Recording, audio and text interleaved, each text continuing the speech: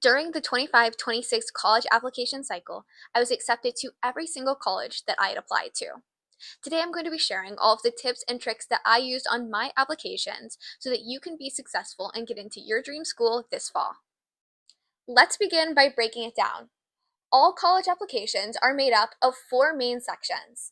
These are your academics, extracurriculars, awards, and writing. It's very important that one or more of these stands out from the crowd to get your application on the top of every pile. Your academics are going to include the classes you've taken, which include AP, IB, college classes, or whatever it is that your school offers. This will also include your overall GPA, your ACT and SAT scores, and how well-rounded you are in most subjects. If you're deciding whether or not to go test optional, I recommend looking up your school and the average GPA and SAT and ACT scores that they have for admitted students. If your GPA is well within the range, but your ACT or SAT is below their 25th to 75th percentile, it may be worth considering going test optional in your application. Overall, in academics, you want to demonstrate course rigor and competitiveness amongst your peers. This means taking the most difficult classes that your high school has to offer and being in the top rank or top percentile of your class.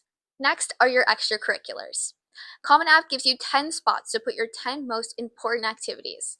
Don't try and combine 2 or more activities into one spot, as 10 is more than enough for readers to understand your strengths and interests. Now, there are a couple rules that you have to follow when framing your activities on your application. The first of which being that number 1 should be your most important and impactful activity on your application, all the way down to 10, which should be the least important. You want that groundbreaking research project or highly impactful community service project you initiated to be the first activity that your readers look at. Now use that same process over and over again for your second, third, fourth, and so on until you get down to 10, being the least impactful out of your 10 important projects. Just because 10 is the least important out of your activities doesn't mean that it should be there for no reason. Make sure all 10 of your activities have a reason for being there, which leads us to our second rule.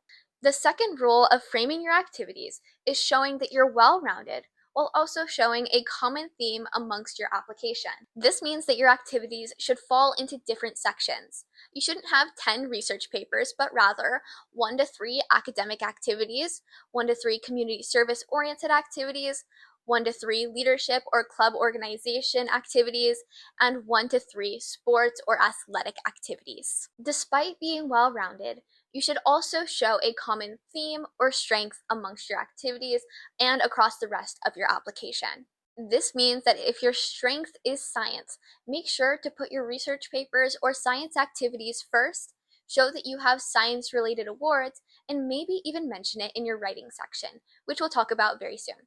The third and final rule for framing your extracurriculars is how you describe your activities.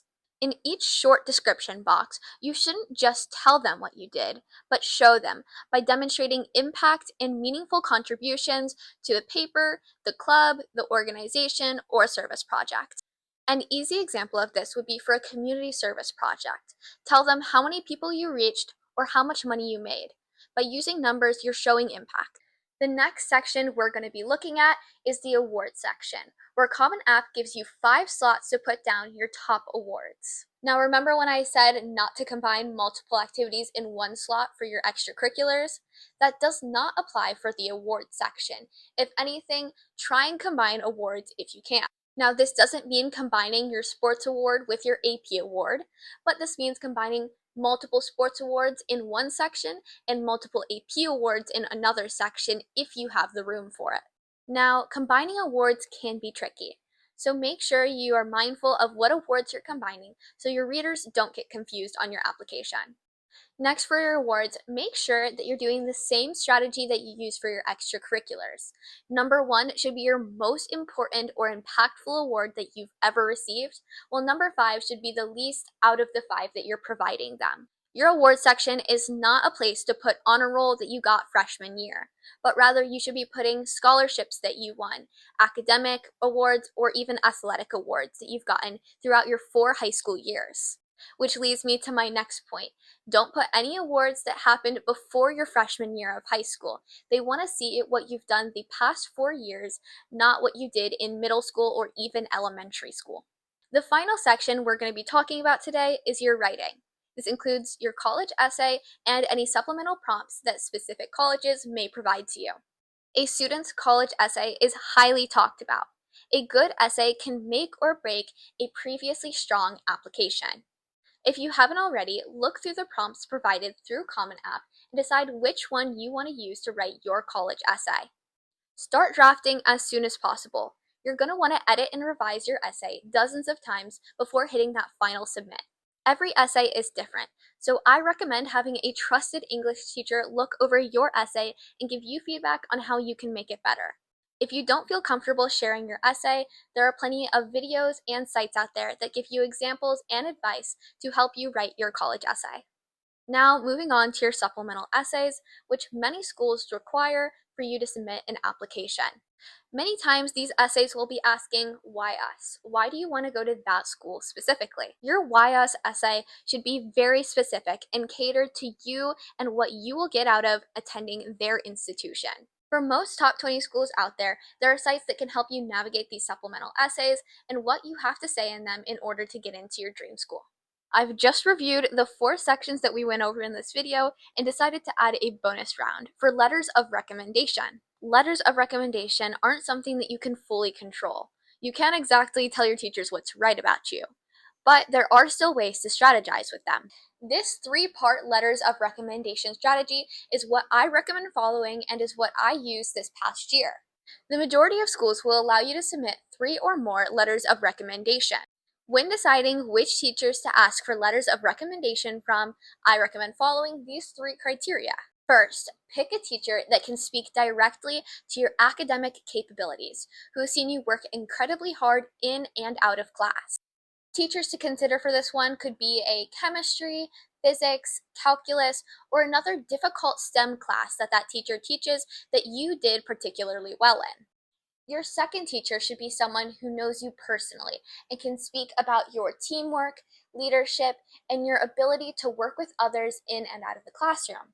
The more well that this teacher knows you and can give specific details about you, not just as a student, but as a person, the better that letter will be. If your school only allows you to submit 2 letters of recommendation, you're good to stop there. But if you're allowed to submit 3 or more, your 3rd letter of recommendation should come from someone who can provide a new perspective on you that wasn't provided in your first 2 letters of recommendation. Some examples could be your club advisor, someone from your church, or even a boss or manager at the place you work. My single most important piece of advice for this entire video is to start now. Start drafting your essay, framing your activities, and getting ready for the applications coming this fall. Hopefully, this short dive into these 4 sections of your application has been helpful. If you want me to go more in depth on any of these 4 sections, cover anything else college application related, or share my own stats that got me into Duke University, let me know down below. Thank you so much for watching, and good luck on your college applications this fall. Bye-bye.